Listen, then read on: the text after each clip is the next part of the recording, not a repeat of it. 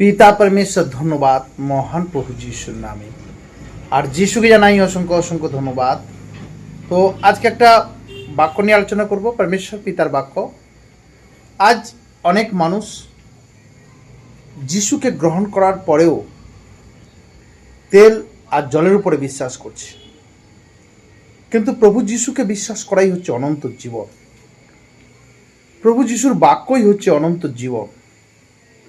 প্রভু যিশুই হচ্ছে অনন্ত জীবন, প্রভু যিশুই বাক্য আছেন। কিন্তু আজ বিশ্বাসী অনেক ভাই বোনেরা যারা কি করছে না, তেল জল নিয়ে তারা ব্যস্ত আছে। কিন্তু আমরা আজকে দেখব অভিষেক তেল কি। আমরা আজকে দেখব অভিষেক তেল কি। যদি যাত্রা পুস্তক 29 অধ্যায় 7 পদে আমরা দেখি, পরে অভিষেকার্থক তৈল লইয়া তাহার মস্তকের উপরে ঢালিয়া তাহাকে অভিষিক্ত করিলেন। এবারে অভিষেকার্থ তৈল, আজকে আমরা পুরাতন নিয়মে সেই অভিষেকার্থক তৈলটা কি সেটা নিয়ে আলোচনা করব। যাত্রা পুস্তক 30 অধ্যায় 24 পদে বলছে, 500 সেকল সূক্ষ্ম দারুচিনি ও এক হীন জিত তৈল লইবে। 25 পদে বলছে, এ সকলের দ্বারা তুমি অভিষেকার্থক পবিত্র তৈল গন্ধ বর্ণিকের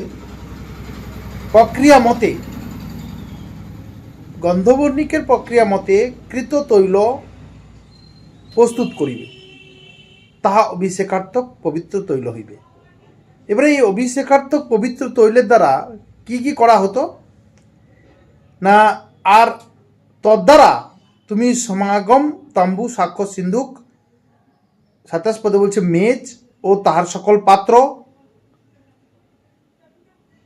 28 পদে বলছে দীপ বৃক্ষ ও তাহার সকল পাত্র, ধূপ বেদী, হোম বেদী ও তাহার সকল পাত্র এবং পক্ষালন পাত্র ও তাহার খুঁড়া অভিষেক করিবে। 29 পদে বলছে, আর এই সকল বস্তু পবিত্র করিবে, তাহাতে তাহা অতি পবিত্র হইবে। যে কেউ তাহা স্পর্শ করে তাহার পবিত্র হওয়া চাই।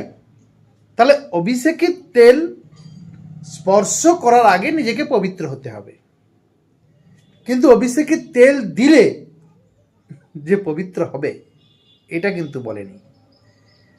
অভিষেকের তেল যেটা পবিত্র প্রথমে হতে হবে। যে এই অভিষেকের তেলকে স্পর্শ করবে তাকে পবিত্র হতে হবে।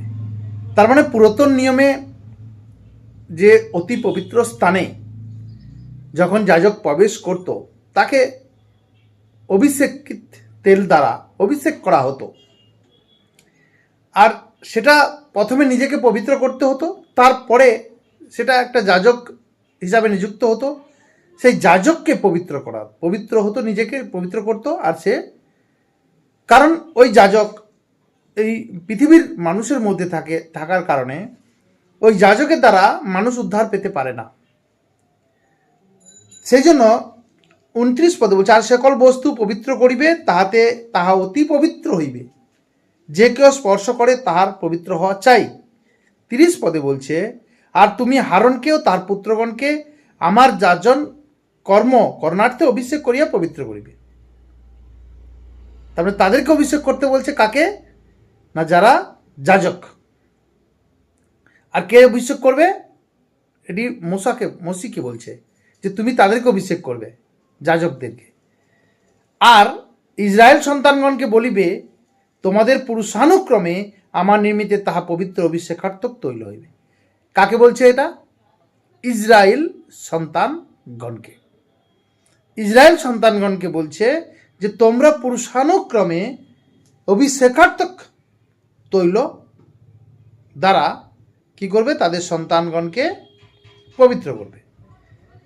32 পদে বলছে, মানুষের গাত্রে তাহা ঢালা যাইবে না, মানে সাধারণ মানুষের গাত্রে সেটা দেওয়া যাবে না, সাধারণ মানুষের গাত্রে সেটা দেওয়া যাবে না। এবং তোমরা তাহার দ্রব্যের পরিমাণানুসারে তৎসদৃশ্য আর কোনো তৈল প্রস্তুত করিবে না। তাহা পবিত্র তোমাদের পক্ষে পবিত্র হইবে। 33 পদে বলছে, যে কেউ তাহার মতো তৈল প্রস্তুত করে ও যে কেউ পরের গাত্রে তাহার কিঞ্চিত দেয়, সে আপন লোকেদের মধ্য হইতে উচ্ছিন্ন হইবে। তাহলে পবিত্র তৈল যাজকদেরকে, যারা পবিত্র হতো তাদেরকে দেওয়া হতো, আর ওইখানটায় অতি পবিত্র স্থানে যা কিছু জিনিস, পবিত্র স্থানে যা কিছু জিনিস ছিল, সেই সব জিনিসকে শুদ্ধ করার জন্য ওই পবিত্র তেল, যেমন আমার দেশে যখন পূজা পার্বণ হয় তখন কি করা হয়, গঙ্গা জল ছিটিয়ে সব কিছু শুদ্ধ করা হয়। সেই রকম ইসরায়েল লোকেদের মধ্যে যখন অতি পবিত্র স্থানে যাজক সেই আরাধনার জন্য যেত বছরে একবার বা প্রতিদিন যে পবিত্র স্থানে যেত, সেখানে কি করা হতো না, ওই অভিষেকাত্মক তৈল নিয়ে সেখানে কি করতো, সেই জিনিসগুলোকে শুদ্ধ করতো। আর যে যাজক তাকেও কি করা হতো না, সে শুদ্ধ কিন্তু তাকে ছড়িয়ে দিয়ে আমরা মনে করতাম যে উনি শুদ্ধ হয়ে গেছি। লেবীয় পুস্তক 8 অধ্যায় 30 পদে বলছে, পরে মেসি অভিষাক্ত তৈল হইতে ও বেদির উপরিস্থ রক্ত হইতে কিঞ্চিত লইয়া হারনের উপরে, তাহার বস্ত্রের উপরে এবং সেই সঙ্গে তাহার পুত্রগণের উপরে ও তাহার বস্ত্রের উপরে ছিটাইয়া দিয়া হারনকে, তাহার বস্ত্র সকল এবং সেই সঙ্গে তাহার পুত্রগণকে তাহাদের বস্ত্র সকল পবিত্র করিলেন। তাহলে মসি যাজক ছিলেন, আর তিনি কি করলেন না, সেই বেদির উপর থেকে এক রক্ত আর সেই অভিষেকাত্মক তৈল নিয়ে কি করলেন না, হারন যাজক যারা ছিল তাদেরকে তিনি পবিত্র করলেন। রাজা শাউলকে সামুয়েল অভিষেক করেছিলেন। আমরা যদি দেখি 1 সামুয়েল 10 অধ্যায় 1 পদে, আর সামুয়েল তেলের শিশি লইয়া তাহার মস্তকে ঢালিলেন এবং তাহাকে চুম্বন করিয়া কহিলেন, সদাপ্রভু কি তোমাকে আপন অধিকারের নায়ক করিবার জন্য অভিষেক করলেন না? তার মানে সামুয়েলও কি করেছিলেন, শাউলকে অভিষেক করেছিলেন তেলের দ্বারা। রাজা দাউদকে অভিষেক করেছিলেন। আমরা যদি 1 সামুয়েল 16 অধ্যায় 13 পদে দেখি, অতএব সামুয়েল তৈলসিংহ লইয়া তার ভাতৃগণের মধ্যে তাহাকে অভিষেক করিলেন, আর সেই দিন হইতে সদাপ্রভুর আত্মা দাউদের উপরে আসিলেন। পরে সামুয়েল উঠিয়া রামাতে চলিয়া গেলেন। তার মানে এরা কিন্তু সাধারণ লোক নয়, এরা কিন্তু কি ছিল, রাজা ছিল। এদেরকে রাজ্যের জন্য, এদেরকে রাজা হওয়ার জন্য অভিষেক করা হয়েছিল, কিন্তু সাধারণ মানুষের গাত্রে দিতে না বলেছে। এইবারে সলোমনকেও অভিষেক করেছে, সলোমনও রাজা ছিলেন। 1 রাজাবলী খণ্ড 1 অধ্যায় 39 পদে বলছে, পরে সাদোক যাজক পবিত্র তাম্বুর মধ্য হইতে তেলের সিংহটি লইয়া সলোমনকে অভিষেক করিলেন আর তুরি বাজাইলে সমস্ত লোক কহিল, রাজা সলোমন চিরজীবী হন। তাহলে নতুন নিয়মে কি তেল ব্যবহার করা যাবে, কিন্তু পুরাতন নিয়মে ব্যবহার করা হয়েছে। আর পুরাতন নিয়মে একটা রীতি রিবাজের মধ্যে থেকে কাজ করতে হতো। ইহুদিদেরকে একটা আদেশ করেছিলেন পরমেশ্বর, সেই আদেশ অনুসারে প্রত্যেককে কি করা হতো, কাজ করা হতো। আমরা যদি মথিলিখিত সুসমাচার 5 অধ্যায় 17 পদ দেখি, মনে করিও না যে আমি ব্যবস্থা কি ভাববাদিগন্ত লোপ করিতে আসিয়াছি, আমি লোপ করিতে আসি নাই, কিন্তু পূর্ণ করিতে আসিয়াছি। তার মানে যেগুলো আগে ইসরায়েলকে দিয়েছিল সেগুলো স্বর্গীয় বিষয়ের ছায়া বা দৃষ্টান্ত ছিল, কিন্তু সেই জিনিসগুলোকে ঈশ্বর কি করেছেন, পূর্ণ করেছেন। তাহলে আজকে আমাদেরকে সেই পূর্ণ ব্যবস্থাকে পালন করতে হবে। বলছে মনে করো না যে আমি ব্যবস্থাকে লোপ করতে আসছি, বলছে যে ব্যবস্থা দিয়েছিল না, যে তেল দ্বারা অভিষেক হচ্ছিল, কিছু একটা উদ্দেশ্য ছিল। যেমন বলিদান প্রথা ছিল, সেই বলিদান প্রথা কিছু একটা উদ্দেশ্য ছিল। যখন প্রভু যিশুকে বলিদান হলো, প্রভু যিশু নিজেই বলিদান হলেন, তখন প্রভু যিশুকে দেখে যারা ছাগল বলি, পশু বলি দিয়ে যারা পরমেশ্বরকে খুশি করত, তারা সেদিন বুঝতে পারলো যে বলিদান অ্যাকচুয়ালি কি। আর সেদিন প্রভু যিশুর বলিদানটাকে তারা সহজভাবে মেনে নিতে পারলো। তার মানে প্রত্যেকটা বিষয় ঈশ্বর ইসরায়েলকে দিয়েছিল, সেই বিষয়গুলোকে ঈশ্বর পূরণ করেছেন। সেই জিনিসটাকে আমাদেরকে বুঝার জন্য অভিষেকের তেল দিয়ে অভিষেক করা হতো, বলিদান প্রথা করা হতো, দশমাংশের প্রথা করা হতো। কিন্তু আজ প্রভু সেগুলোকে পূরণ করেছেন। আমরা যদি দেখি পুরাতন নিয়মে যা কিছু ছিল আগামী বিষয়ের ছায়া, ছায়া মাত্র, কিন্তু দেহ খ্রিস্টের। কলসীয় 2:16 দেখি, অতএব ভোজন কি পান কি উৎসব কি অমাবস্যা কি বিশ্রাম বার এ সকল সম্বন্ধে কেহ তোমাদের বিচার না করুক। 17 বলছে এ সকল তো আগামী বিষয়ের ছায়া মাত্র, কিন্তু দেহ কার? দেহ খ্রিস্টের। এ সকল কার? আগামী বিষয়ের ছায়া, কিন্তু দেহ কার?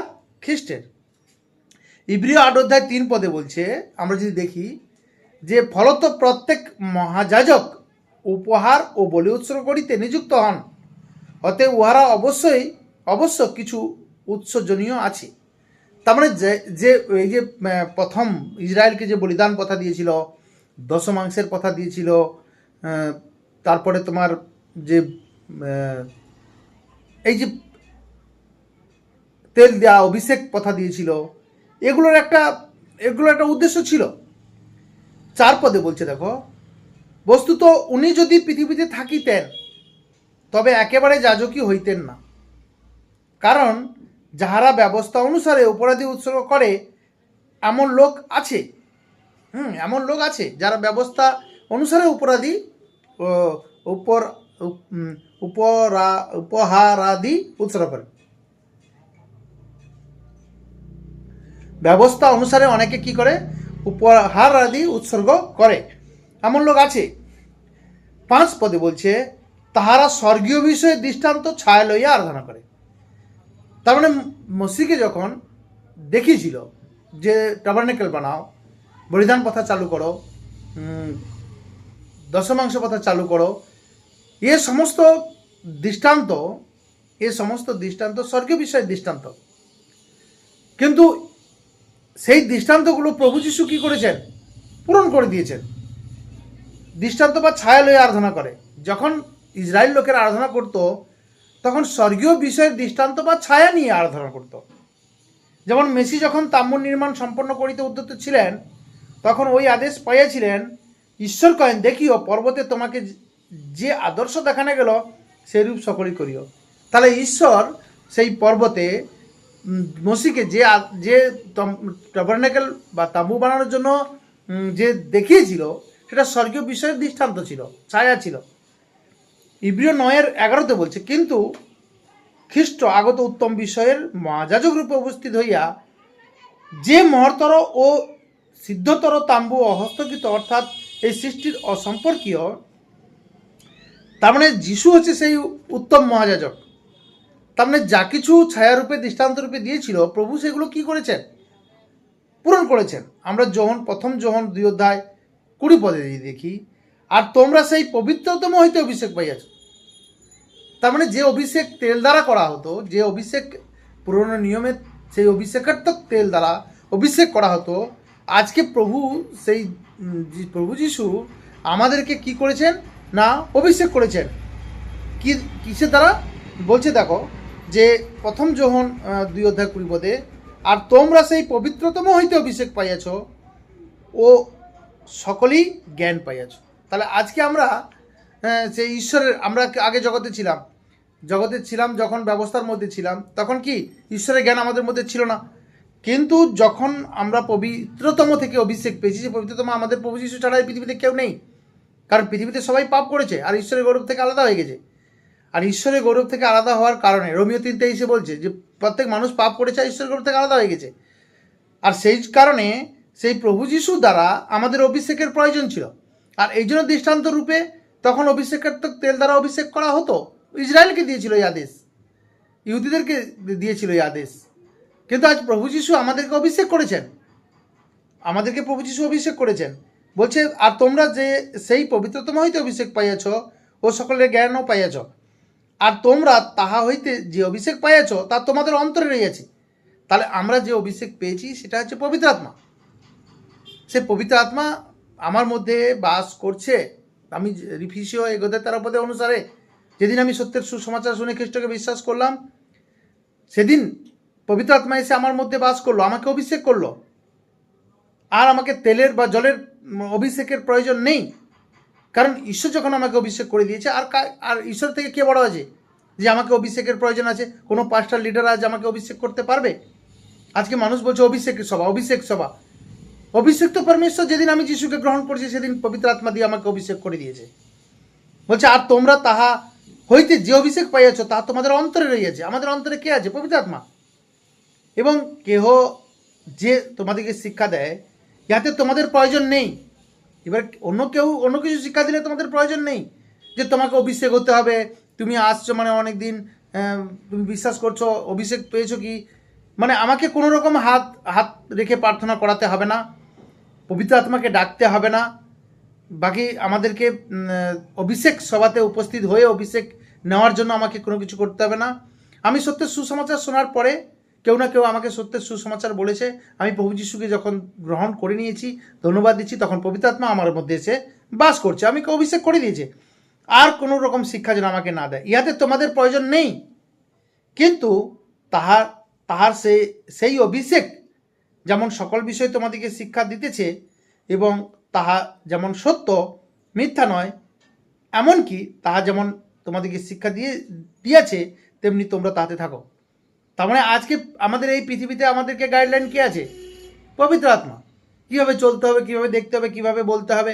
যখন শয়তান পাপ করার প্রবণতা বা ইচ্ছা শক্তিকে আমাদের মধ্যে দেয়, শয়তানের কোনো ক্ষমতা নেই যে আমাকে পাপ করিয়ে দিবে, কিন্তু অ্যাক্টিভিটিটা দেখে ও মনে করায় যে এরকম এরকম হতে পারে, তখন সেই পবিত্র আত্মা আমাদেরকে গাইডলাইন দেয়, না ওটা পাপ, ওটা করো না।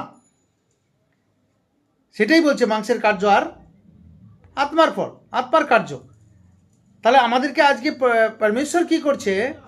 পবিত্র আত্মা দ্বারা গাইডলাইন দিয়ে আমাদেরকে চালাচ্ছে, কিভাবে চলতে হবে, কিভাবে বলতে হবে, কিভাবে থাকতে হবে, স্বামী স্ত্রী ব্যবহার কীভাবে হবে, ছেলে মেয়েদের সঙ্গে কীভাবে ব্যবহার করতে হবে, একটা প্রতিবেশীর সঙ্গে কীভাবে ব্যবহার করতে হবে, আমাকে ঈশ্বরকে কীভাবে প্রেম করতে হবে, সমস্ত বিষয় কে শিক্ষা দেয়? আমাদের পবিত্র আত্মা শিক্ষা দিচ্ছে, হ্যাঁ না? যেমন পবিত্র আত্মা আমার অন্তরে আছে, অভিষেক করেছে, আমার সেই অন্তরে পবিত্র আত্মা আমাকে শিক্ষা দিচ্ছে। তাহলে আর জল বা আত্মা দ্বারা অভিষেকের আমাদেরকে ঈশ্বর করে দিয়েছেন। তাহলে আমাদেরকে আর জল বা অভিষেকের কী প্রয়োজন আছে যে গিয়ে কোথাও জল কিনে নিয়ে আসতে হবে, বা কোথাও তেল কিনে নিয়ে আসতে হবে অভিষেকের জন্য, বা গিয়ে ওখানে যদি আমার মাথায় জল ঢালে বা তেল ঢালে অভিষেক পেয়ে যাব আমি। আজ এগুলো মানুষকে কি করা হচ্ছে? ব্যবসা বাণিজ্য করার জন্য বোকা বানানো হচ্ছে। পয়সা নিয়ে অভিষেকের তেল যেটা প্যাকিং করে তার উপরে লেবেল লাগানো হচ্ছে 500 টাকা দাম, আর সেগুলো মানুষ কিনে নিয়ে এসে সেগুলো মানুষের গায়ে ছিটিয়ে দিচ্ছে, বলছে সুস্থ হয়ে যাবে। আরে প্রভু যিশুকে বিশ্বাস করো ভাই, প্রভু যিশুই অনন্ত জীবন, প্রভু যিশুই উদ্ধার, প্রভু যিশুই হচ্ছে ঈশ্বর আছেন, ওনাকে বিশ্বাস করো। কারণ আমাদেরকে যে অভিষেক করেছে, না আমাদেরকে কে অভিষেক করেছে? ঈশ্বর। আমরা দেখবো একটা পথ দেখবো। তাহলে আমাদের যখন ঈশ্বর অভিষেক করেছেন তখন তেলের আর জলের কী প্রয়োজন আছে? আমরা যদি 2 কোরিন্থী 1:21 পদ দেখি, আর যিনি তোমাদের সহিত আমাদিগকে খ্রিস্টে স্থির করিতেছেন এবং আমাদিগকে অভিষিক্ত করিয়েছেন তিনি ঈশ্বর। তাহলে আজ আমাকে কে অভিষেক করেছেন? ঈশ্বর।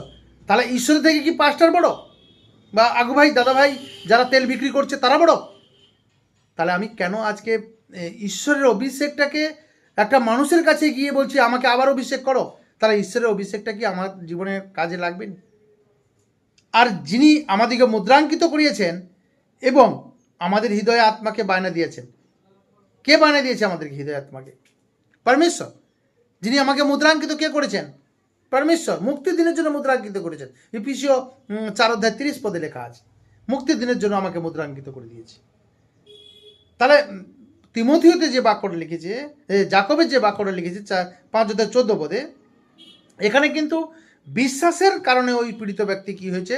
সুস্থ হয়েছে, তেল দ্বারাও সুস্থ হয়নি। কারণ এখানে বলছে 5:14 বলছে তোমাদের মধ্যে কেউ কি রোগগ্রস্ত, সে মণ্ডলী প্রাচীনবরকে আহ্বান করুক এবং তাহারা প্রভুর নামে তাহাকে তৈলাভিষিক্ত করিয়া তার উপরে প্রার্থনা করুক, তাহাতে বিশ্বাসের প্রার্থনা সেই পীড়িত ব্যক্তিকে সুস্থ করিবে। তোমার যদি ইচ্ছা হয় তুমি যাও আর কি করো? প্রার্থনা করো তার জন্য, হ্যাঁ না?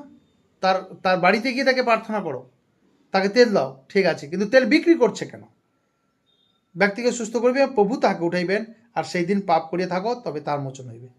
তাহলে প্রার্থনা করাতে পাপের মোচন হবে। প্রভু যেদিন প্রভুর উপরে ডিপেন্ড করে, কারণ বিশ্বাসের প্রার্থনা, আমরা যদি বিশ্বাস করি সেই বিশ্বাসের প্রার্থনা আমাকে সুস্থ করবে, আমাকে তেল বা জল সুস্থ করতে পারবে না। আমরা যেন প্রত্যেকে সেই ঈশ্বর থেকে যে অভিষেক পেয়েছি সেই অভিষেকটা যেন আমাদের মধ্যে সর্বদা থাকে, সেই পবিত্র আত্মার দ্বারা আমরা যেন প্রত্যেকটা কাজ করি আর প্রত্যেকটা বাক্য যেন ঈশ্বরের কাছ থেকে শিখি। দাদাভাই আগুভাই পাস্টারের কাছ থেকে তেল নিয়ে এসে নয়, আমরা নিশ্চয়ই বুঝতে পারছি। পিতা পরমেশ্বর ধন্যবাদ মহান প্রভু যিশুর নামে, আর যিশুকে জানাই অসংখ্য অসংখ্য ধন্যবাদ।